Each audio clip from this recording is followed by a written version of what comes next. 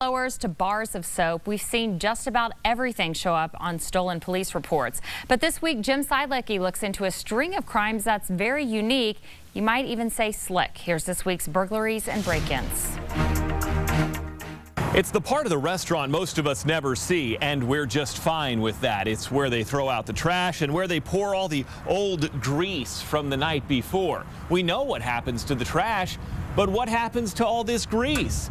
There's a market for it, it turns out, and it's big business.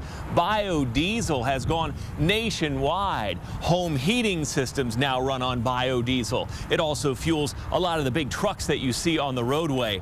And now it has become a hot item for thieves. Really, every restaurant really has a supplier that they deal with that kind of just gets rid of their grease for them. Basically, they just to get it to remove it off our property so that we don't have it just making messes and creating a problem for us on property. With a complete renovation underway at his Ramada hotel, Kyle says news of these grease thieves must have slipped by. You know, it's interesting. I hadn't really heard much about it or really heard anything that it was running rampant like that. It's just a bizarre situation.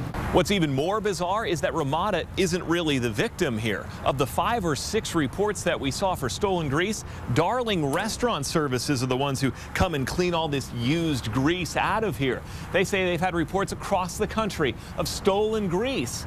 Their concern is that this requires specialized equipment for them to extract the grease. So whoever's doing it likely has the same equipment and maybe some expertise from a past job.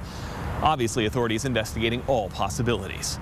In Omaha, I'm Jim Seidlecki for Channel 6 News.